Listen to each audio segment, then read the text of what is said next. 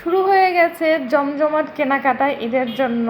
আমার এইবারের মতো হচ্ছে আজকেই শেষ কেনাকাটা। যদি পছন্দ হয় কিনবো, না পছন্দ হলে কিনবো না, কিন্তু এই ভিড়ের মধ্যে আমি আর আসবো না এটাই চিন্তা করেছি। প্রচণ্ড ভিড় ভিড় মার্কেটে, প্রত্যেকটা শপিং মলে। আজকে মূলত এসেছি হচ্ছে আমার জুতা এবং কিছু টুকটাকি জিনিসপত্র কিনতে। তো আমার জুতা যেহেতু প্রথম দিকে কয়েকটা আউটলেট ঘুরে ঘুরে দেখলাম, ভালো লাগছে না। এরপর হচ্ছে অ্যাপেক্সে এসেও দেখলাম, বাটাতেও দেখলাম, আমার আসলেই পছন্দ হচ্ছে না, মন মতো হচ্ছেই না। পরে আমার হাজব্যান্ড দেখে ও একটা হচ্ছে জুতা নিয়ে নিল এবং পরবর্তীতে বললো যে আমার একটা টুপি কিনি। এই করতে করতে একটা বড় দোকান, এটা হচ্ছে পাবনার সবচেয়ে বড় দোকান টুপির, এখানে এসে টুপি সিলেক্ট করছে ও যে কোন টুপিটা ভাল লাগবে। এবং ওর এবার হচ্ছে কফি, একদম একদম ডিপ কফি কালারের মতো একটা টুপি খুঁজছিল। তো সেই অনুসারে একটা টুপি পছন্দ হলো, টুপিটা সে নিয়ে নিল।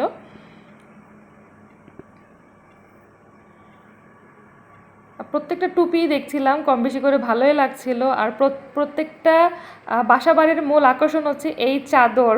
আর এই চাদর কেনার মধ্যেই মনে হয় না শপিংটা শেষ হচ্ছে, বা ঈদের একটা মূল জিনিস হচ্ছে বিছানার চাদর কেনা, যেটা ঈদের দিন সকালবেলা বিছানোর পরে ঘরের লুকটা একদম চেঞ্জ হয়ে যায়, পুরো ঈদ ভাইবটা চলে আসে।